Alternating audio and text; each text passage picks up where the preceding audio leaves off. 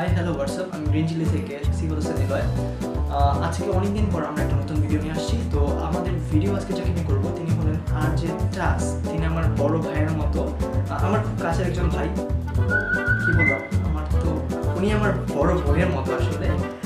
তিনি হলেন RJ টাস। আপনি হয়তো শুনে থাকবেন বাংলাদেশের মোস্ট ফেমাস ফিমেল বর্তমান সময়ে। তিনি একজন RJ।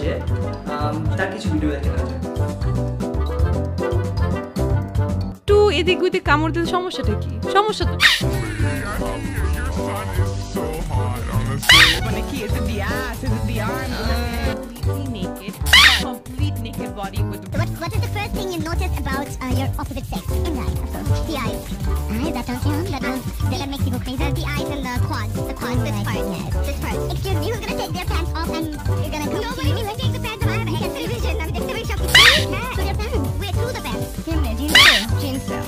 Guys, please be careful. Like, there's like 20/20 vision আছে। আমি তো লেজার করেছি আমার চোখ। তারপর থেকে আমার ভিশন এত ক্লিয়ার হয়ে সব দেখতে পারি।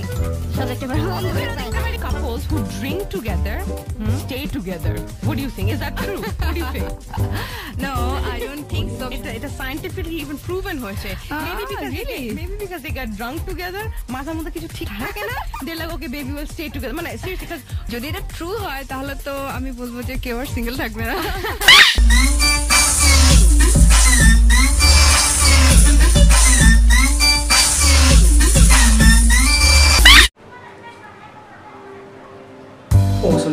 কামড় তো দেওয়া যাবে না, তাহলে কামড় দেওয়া যাবে।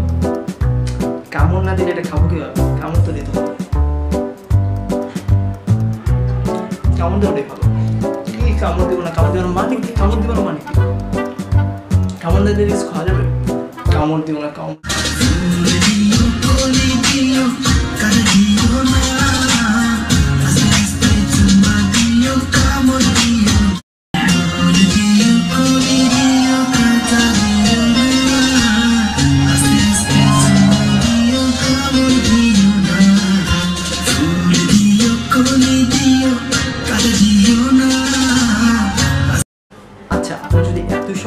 আপনি বাইরে গিয়ে কিছু করেন বা বাংলাদেশের কালচারটাকে এভাবে নষ্ট করার কোনো মানে হয় না।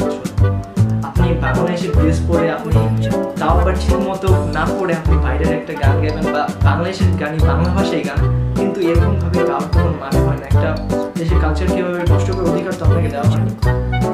আর আপনি যেভাবে একটা বাইরের মানুষ যদি, একটা বাইরের দেশের মানুষ যদি এই ভিডিওটা দেখে, তার ভিডিওটা দেখে, তখন সে মনে করবে বাংলাদেশি কালচারটাই মনে হয় এরকম, আর বাংলাদেশি কালচারটা এরকম নোংরামি দিয়ে ভরা।